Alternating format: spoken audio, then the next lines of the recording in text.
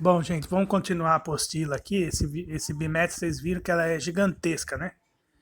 Então tem aqui um conto do Machado de Assis, chama-se A Carteira. Eu já falei do Machado de Assis em outros vídeos. Ele tem a fase dele do romance, né? Que é uma fase importante também, principalmente a fase realista, né? Que é da década de 1880 em diante, né? Basicamente. E que ele publicou os três livros mais fundamentais, que é Memórias Póstumas de Brás Cubas, Quincas Borba e Dom Casmurro, né? Mas ele também é conhecido pelos seus contos, né? E aqui nessa apostila ele coloca aí o conto A Carteira, né? Então, resumidamente aí, qual que é o enredo desse conto aí? O sujeito, né, o Honório, estava caminhando ali pelas ruas do Rio de Janeiro, né, do centro, e ele acha uma carteira na rua, né? É bom a gente saber também que a maioria das histórias, quase que todas, né, do Machado de Assis se passam no Rio de Janeiro, né? Que ali era a capital do Brasil na época, né? Era a sede do reinado, né? E ele também era dali da região e ele nunca saiu dali, né? Ele sempre viveu ali, nunca foi para outros lugares, nunca viajou. Então o enredo da maioria das histórias dele se passa no Rio de Janeiro, né? Então esse Honório estava lá e achou essa carteira na rua. E aí o conto inteiro, né? Ele fica com esse dilema. Será que eu devo entregar a carteira ou não, né? Para o dono? Será que eu devo pegar o dinheiro? Aí ele acaba abrindo a carteira, descobrindo que tinha 730 mil réis, né? E acaba contando o dinheiro lá. E aí ele fica nesse impasse. Será que eu devolvo? Porque ele tinha uma dívida para pagar de 400 mil. Então acabou que ele achou o dinheiro que ia acabar pagando a dívida e ainda sobrava, né? Então fica esse dilema ético aí em todo o conto. Até que ele acaba achando uns papéis lá na carteira e ele descobre que a carteira era de um amigo dele, né? O Gustavo, né? E aí no final do conto ele acaba indo até a casa desse rapaz, né? Desse Gustavo, e acaba entregando a carteira a ele, né? Devolvendo a carteira a ele. E aí no final, né, no último parágrafo aí tem uma revelação, né, do que estava na carteira, né? Que também havia um papel ali, né? Além do dinheiro e de outros papéis, havia um bilhetinho de amor, né, nessa carteira aí. Então aí eu vou deixar para vocês lerem, não vou falar o que vai acontecer no final, né? E aí ele coloca algumas questões, vamos conversar sobre essas questões, né? Questão 1. Considerando que a perda de uma carteira é um acontecimento corriqueiro, qual poderia ter sido a intenção do autor ao escrever um texto a partir de um fato como esse? Então, o sujeito pode pensar assim: poxa, o cara vai escrever um texto sobre uma carteira que foi achada na rua, né? Um conto, e ainda assim é considerado um grande exemplo de literatura, né? Então, por que, que o Machado de Assis escolheu esse assunto aí, né? A perda de uma carteira e o encontro de uma carteira por uma pessoa e tudo isso que acontece em volta, né? Imagine você, né? Na situação que a gente se encontra aí com vários problemas financeiros, a gente encontra uma carteira na rua cheia de dinheiro e com perspectiva de pagar nossas dívidas, né? Qual seria a nossa reação de cada um, né? 2. O autor começa com a frase: de repente, o no chão envia uma carteira.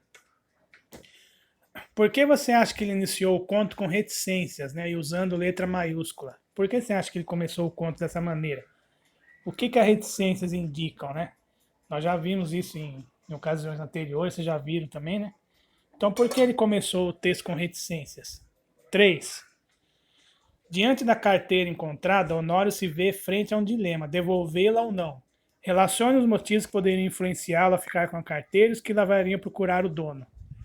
Então, quais os motivos que ele poderia ficar com a carteira e quais os motivos que ele poderia devolvê-la? 4. Ao se referir ao personagem Gustavo, o autor novamente faz uso das reticências. Tu agora vais bem, não? Dizia ultimamente o Gustavo C., advogado e familiar da casa.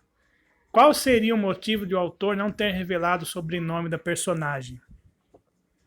Então era comum nesses textos aí antigos, né? Às vezes os autores colocarem nomes, né? E ocultarem o sobrenome. Porque provavelmente algumas histórias eram baseadas em fatos reais, né? Que aconteceram realmente. E como o Rio de Janeiro era ainda uma cidade relativamente pequena, né? Então, como pouca gente sabia ler, né? Tinha acesso à cultura e tal, se colocasse o sobrenome, poderia ficar fácil de identificar a pessoa, né? 5.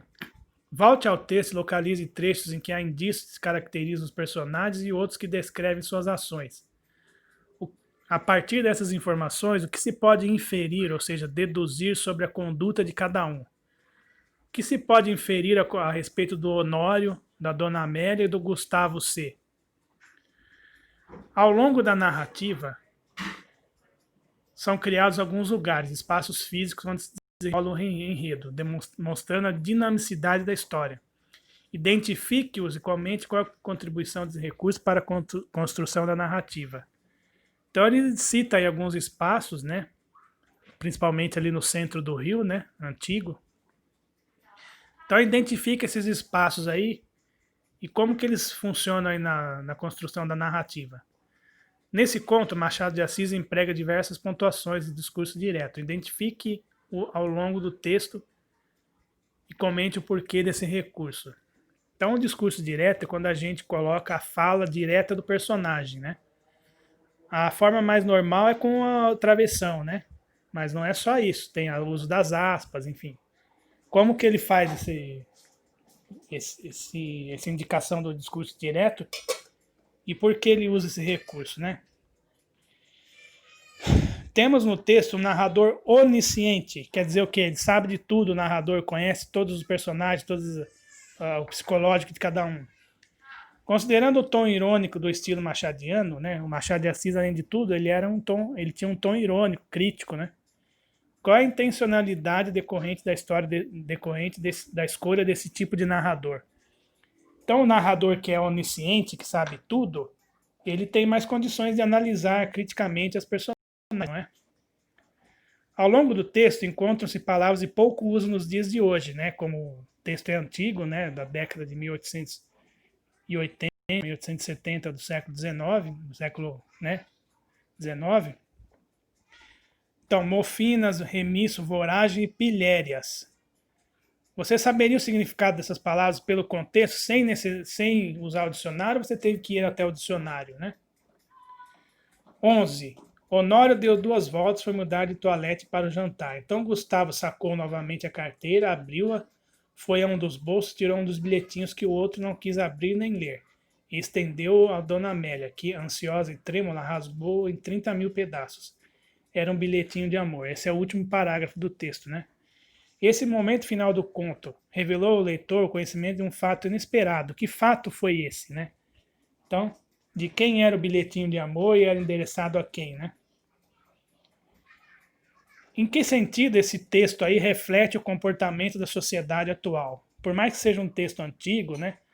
E essa é uma característica do Machado de Assis, os textos dele revelam comportamentos e sentimentos que até hoje, né, estão aí presentes, né? Egoísmo, hipocrisia, falcatruas, né?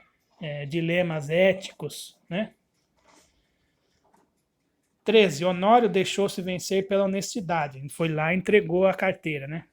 Que motivo levou a agir assim? Você faria o mesmo? Por que hoje em dia quem encontra algo de valor devolve torna-se notícia? Então vira e mexe, acontece lá uma carteira cheia de dinheiro, devolveu. Aí o cara vai no jornal, né, dá entrevista. Por que você acha que acontece isso, embora seja uma atitude, né, que se espera que as pessoas tenham, né? Então, gente, fica aí essa atividade para essa semana.